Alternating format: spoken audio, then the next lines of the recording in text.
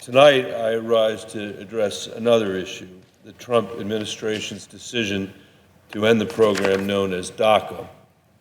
DACA provided deportation relief to nearly 800,000 undocumented immigrants who came to this country as children. Those kids grew up in America alongside America's children, playing on our Little League teams, running for student government, marching in the school band. And just like America's kids, they showed up to class, they did their homework, they pushed forward with every expectation of building a future for themselves, for their communities.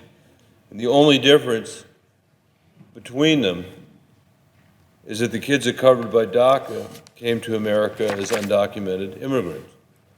Many of these kids didn't even know they didn't have legal status. I know that firsthand, Mr. President, because I used to be the superintendent of the Denver Public Schools. And it was about ninth grade that children would realize, children who had no country other than the United States as their home, that they didn't have legal status because they had come here through no fault of their own without documented status. And a lot of these kids found out the hard way, applying for jobs that asked for papers they didn't have, applying for financial aid they were ineligible to receive, and coping with the possibility of being ripped from friends and family at any time. DACA ended that. It stopped that. Nationwide, it protected nearly 800,000 young adults from deportation and gave them lawful presence in the only country that they know to build a future.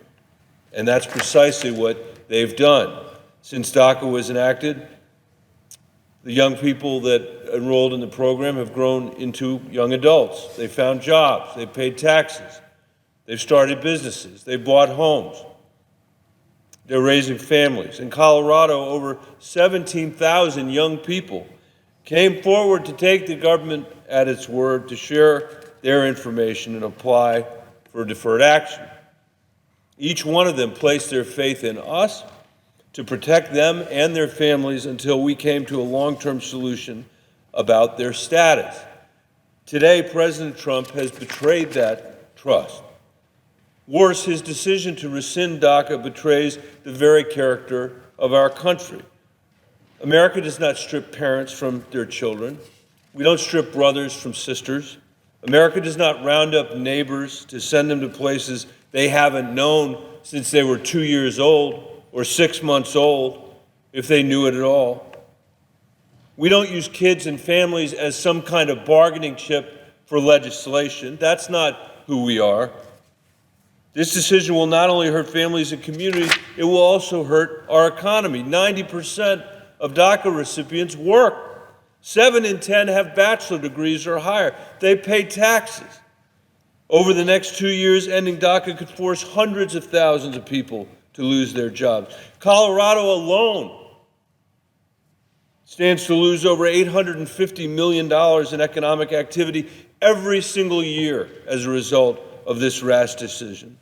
And that's why business leaders all across my state have decried this decision as not only cruel, but costly. President Trump campaigned to strengthen families and our economy. With this decision, he's taken aim at both. Now, parents all across America are planning where to send their kids if they're deported. Young professionals worry what will happen to their mortgages, their car payments, their student loans if they're fired and forced to leave.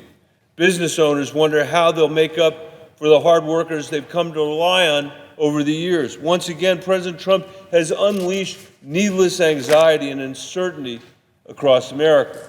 And I was thinking this weekend, Mr. President, that we would never have been in this position if Congress had acted to fix our broken immigration system and ensured legal status for everybody protected by deferred action. Like you, Mr. President, I was part of the Gang of Eight that wrote the immigration bill in the Senate. 4 Democrats and 4 Republicans working together over a period of 8 months in a process I think the American people would be justifiably proud of. For once in Washington, people sitting down to actually solve the problems that are facing this country in a bipartisan way. We weren't making trades. We weren't holding each other hostage in that room. We knew that securing the border was an important good.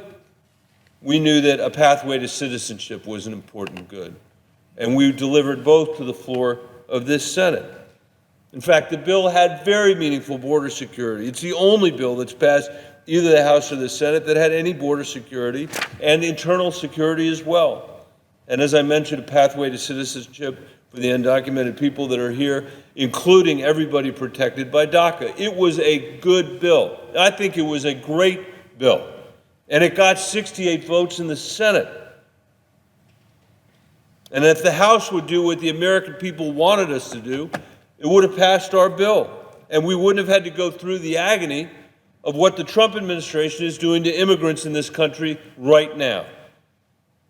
I think Congress needs to act swiftly to clean up the damage the administration has unleashed. And that starts, Mr. President, with passing the DREAM Act.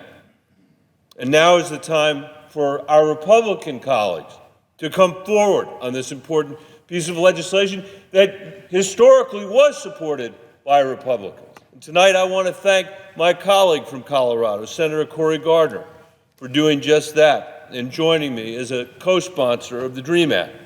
We have an opportunity to come together as Republicans and Democrats to give young people the certainty they deserve and a legal path to stay in the only country they know. This is not about left versus right, although I say that about everything around this place, but in this case it really is true. This is about doing right by young people who in every sense are our fellow Americans. It's about doing the right thing for people in Colorado, like Marissa Molina. Marissa was 9 years old when her parents brought her from Mexico to Colorado. She grew up in Glenwood Springs on the West Slope. She worked hard, planned on going to college until she realized, like so many young people I've met, that she was ineligible for in-state tuition because of her legal status. But she was determined to make it work anyway. She cleaned houses with her mom and tutored other students in Spanish. All of that helped, but it wasn't enough. By her junior year, Marissa's family had little money left, and she nearly had to drop out. Then DACA came into effect, and Marissa was able to secure federal student loans and graduate from Fort Lewis College in Durango, summa cum laude. Determined to give back, Marissa spent 2 years teaching in my old school district, in the Denver Public Schools. She didn't have any background in education, but she wanted to, quote, pay it forward by helping other kids achieve. Like Marissa, Marco Dorado came to Denver when he was just 3 years old. His parents have worked in our community for over 2 decades to provide for him and his 3 siblings. Marco was the first person in his family to graduate from high school. But after graduating, he couldn't get a job because he didn't have a Social Security card. He couldn't get a driver's license. He couldn't get student loans. A bright future frozen in place, and Marco felt trapped in a system with no way forward. Then the last president announced DACA in 2012. Marco got his Social Security card, his driver's license, and financial aid to attend the University of Colorado. As he studied for a degree in finance, he worked between classes and interned in our state capitol. There he learned something about politics, and he was voted student body president by his peers at CU, at the University of Colorado. In every practical sense there is, Mr. President, Marco is an American. He has no memory of life before America.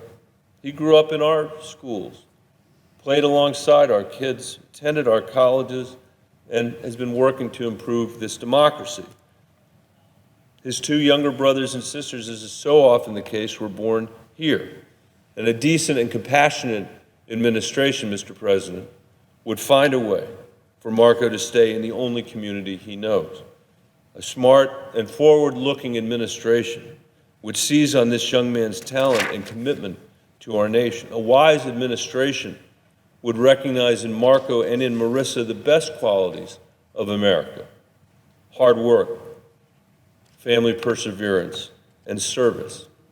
But instead, and I regret this, we have the Trump administration, which threatens to rip them from their families, tear them from the community they've built in Colorado, and deprive our nation of their obvious and considerable talent. The administration's decision today has thrown hundreds of thousands of people like Marco and Marissa into needless chaos and fear.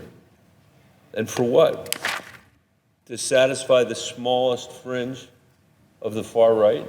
A majority of Republicans in my state not only support the DREAM Act, but a pathway to citizenship for the people that are here, that are undocumented. Unfortunately, today's decision is just the latest example of violence this president has done to our country's traditions because of his rhetoric against immigrants, against Muslims, his equivocation about white nationalists. There is a deep unease in this country. I have heard it in town halls across Colorado.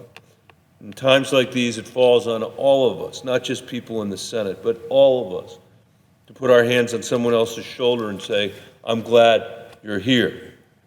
Thank you for the contribution that you've made by working in our fields and in our factories. We're grateful for what you've done for our communities. We're glad you're studying at the University of Denver, or CSU, or CU. So we need legislation to undo the administration's action today. This goes well beyond any law on the books. It goes to who we are as a nation. Earlier this year, I hosted 5 college students at my home who received protection under the DACA program.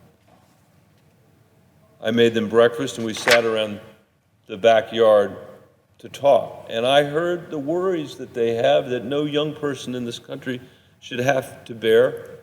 But I also heard an incredible sense of aspiration that any American would recognize. Dreams of finishing college, launching a business, leading a nonprofit, starting a family. That's no surprise because these kids are American in every way that counts. And like young people across the country, they envision a bright future for themselves. We've taught them to do that since they were kids. Now we should let them realize it. Mr. President, I thank my colleague from Washington for her patience, and I yield the floor.